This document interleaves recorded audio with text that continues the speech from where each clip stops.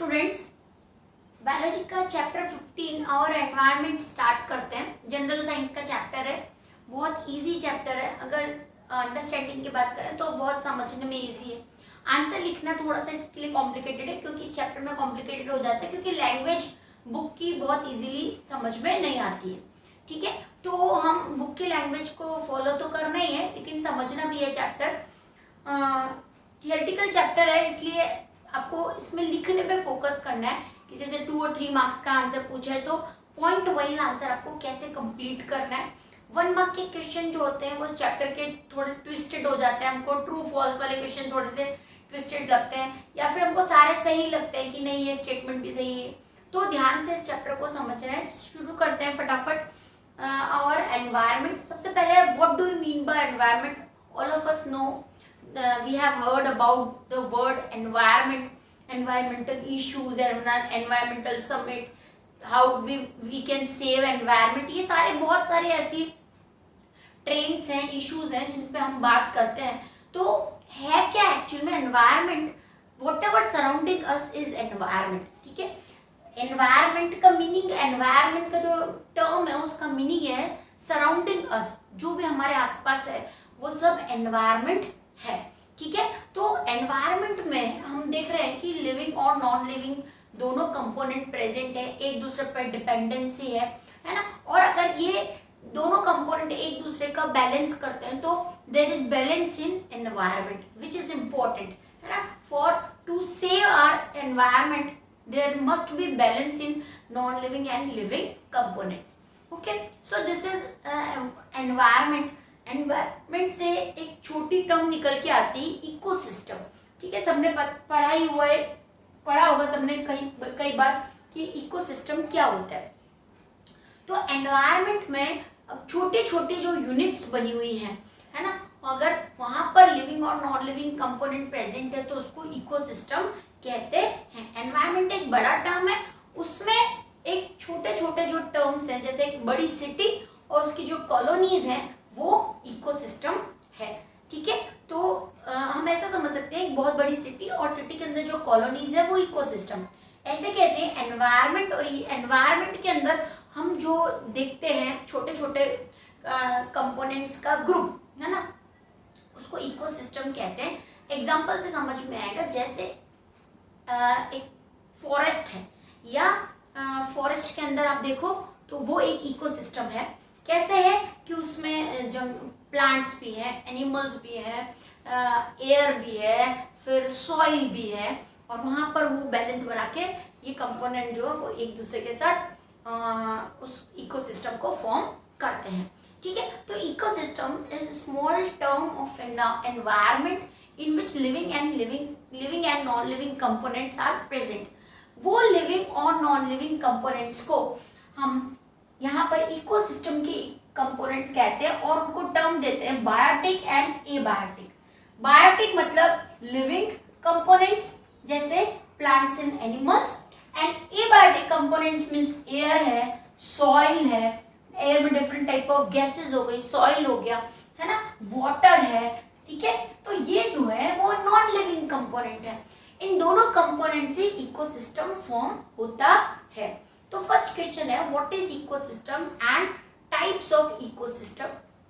तो ecosystem is the part of environment which is surrounding us. It is made up of 2 components, abiotic and biotic components. Biotic components means living organism in which plants, animals, insects are involved, and abiotic component which are non-living component have air, soil, water, etc. ठीक है, तो सबसे पहला जो topic book में दिया हुआ है यही दिया हुआ है, ecosystem and its component. Now what is important in ecosystem? There must be balance in ecosystem, है ना। The biotic and abiotic components are interdependence on each other. तो बैलेंस जो है वो इंटरएक्शन से होता है। हम एबायोटिक कंपोनेंट्स के साथ, या हम जो है लिविंग कंपोनेंट्स दूसरे और लिविंग कंपोनेंट्स के साथ एक इंटरैक्शन करते हैं। सो एनवायरनमेंट में ये इंपॉर्टेंट है कि organism and components interact with each other. ठीक है, so this balance is related with interaction then dependency, dependency का मतलब है कि कंपोनेंट, जैसे हम अगर सॉइल में मतलब लैंड पे रह रहे हैं तो हम सॉइल पे डिपेंडेंट है, सॉइल में जो क्रॉप उगता है उसमें जो प्लांट ग्रो होते हैं उससे जो हम फूड ले रहे हैं तो हम वहां पर डिपेंडेंट है। प्लांट को ग्रो करने के लिए हम उसमें वाटर या जो भी न्यूट्रिशन डाल रहे हैं तो वो हम पे डिपेंडेंट है। या एयर से आप ब्रीथ कर रहे हो तो एयर पे डिपेंडेंट हो। तो ये जो डिपेंडेंसी है ये एक एनवायरमेंट फॉर्म करती है। So the basic points of ecosystem are there is balance और इंटरैक्शन इन एनवायरमेंट और in ecosystem between biotic and abiotic component, और we can say organism are interdependent on each other which will form food chain and food web, जो next topic है।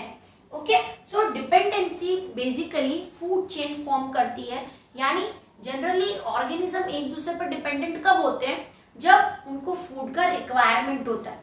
For food they are dependent on each other, ठीक है। तो वो food, और food से क्या मिलती है, एनर्जी। तो वो फूड और एनर्जी का जो एक चेन बनता है उसको बोलते हैं फूड चेन, है, जो अभी नेक्स्ट टॉपिक आएगा उसमें, है ना। सो हम इकोसिस्टम की बात करें तो सबसे पहले components of ecosystem are biotic and abiotic. Points और features of ecosystem are there is balance in component, और components are interact with each other, है ना, देयर इज इंटरेक्शन। फिर these components are dependent on each other, so there is dependency in ecosystem. Now next is types of ecosystem. Obviously ecosystem बहुत सारे हो सकते हैं, जैसे अलग अलग टाइप की कॉलोनीज मैंने बात की, कोई छोटे मकान की कॉलोनी, कोई अलग डिफरेंट टाइप की स्ट्रक्चर की कॉलोनी है, या शेप उन्होंने अपने घर के सारे एक जैसे किए। तो वो जैसे कॉलोनीज अलग अलग टाइप की होती है वैसे इकोसिस्टम भी अलग अलग कैटेगरीज के होते हैं, लेकिन हम उनको ब्रॉड टू कैटेगरीज में डिवाइड कर लेते हैं, नेचुरल और आर्टिफिशियल। ऑब्वियसली अगर नेचुरल की बात करो तो बहुत ईजी है, जैसे फॉरेस्ट हमने नहीं बनाया, फॉरेस्ट सेल्फ अकरिंग इकोसिस्टम है, वहां पर प्लांट्स हैं, एनिमल्स हैं, बर्ड्स हैं, इंसेक्ट हैं, सॉइल के अंदर मिलने वाले बैक्टीरिया, वायरस, जो भी उस फॉरेस्ट के अंदर प्रेजेंट है ना, लाइट, सनलाइट आ रहा है वहां पर, तो वो फॉरेस्ट के अंदर जो भी प्रेजेंट है बायोटिक एंड एबायोटिक कंपोनेंट, वो नेचुरल इकोसिस्टम का एग्जांपल है। वैसे ही अगर पानी की बात करें तो रिवर्स है, पॉन्ड्स है, नेचुरल लेक्स है, ये सब क्या है, इकोसिस्टम है। रिवर के अंदर भी आप देखो तो जो एक्वेटिक प्लांट्स होते हैं उनके ऊपर डिपेंडेंट होते हैं कुछ एनिमल्स, वो पानी के अंदर रहते हैं, या फिशेज हैं वो स्मॉल फिशेज पे या इंसेक्ट पे डिपेंड करती है, तो वो एक पूरा इकोसिस्टम है, रिवर है, पॉन्ड है। अब आर्टिफिशियल इकोसिस्टम क्या होते हैं, बहुत ईजी है समझना। अगर हमने कोई गार्डन बनाया है, ठीक है, हमारे आसपास हमने कोई गार्डन बनाया तो वो एक आर्टिफिशियल इकोसिस्टम है जिसको हमने प्रिपेयर किया है। उस प्लांट जो हमने गार्डन बनाया उसमें ग्रास भी है, प्लांट्स भी हैं, उन प्लांट्स पे अगर कोई डिपेंडेंट रहते तो इंसेक्ट्स आएंगे, बर्ड्स आएंगे, अगर ट्री बड़े हैं तो कोई बर्ड्स आती है, तो वो एक इकोसिस्टम फॉर्म हो जाता है। लेकिन वो मैन मेड है इसलिए उसको क्या बोलेंगे, आर्टिफिशियल इकोसिस्टम। ऐसे ही क्रॉप फील्ड जहाँ पर खेती करता है फार्मर, वो पूरा का पूरा क्रॉप फील्ड भी एक इकोसिस्टम है। सो टाइप्स ऑफ इकोसिस्टम में हो गया नेचुरल एंड आर्टिफिशियल। सो ये फर्स्ट टॉपिक है और क्वेश्चन फर्स्ट है, what do you mean by ecosystem and explain components of ecosystem. Simple है, इकोसिस्टम का डेफिनेशन, उसके फीचर्स जैसे मैंने पॉइंट करके बताया, बुक में फर्स्ट जो पैराग्राफ दिया उसमें ऐसा ही दिया हुआ है, interaction, balancing, dependency, these are the important features of an ecosystem. Then there are two components of ecosystem, biotic and abiotic, and types of ecosystem are natural and artificial. Natural example दे सकते हो forest, river, lakes, and artificial garden, है ना, and crop field. Aquarium भी ecosystem हो सकता है क्योंकि aquarium self made है, आपने बनाया, उसको एक पॉन्ड मान सकते हो ना, लेकिन वो मैन मेड है इसलिए हम उसको आर्टिफिशियल इकोसिस्टम कंसीडर करते हैं। Okay, so here we finish with the topic.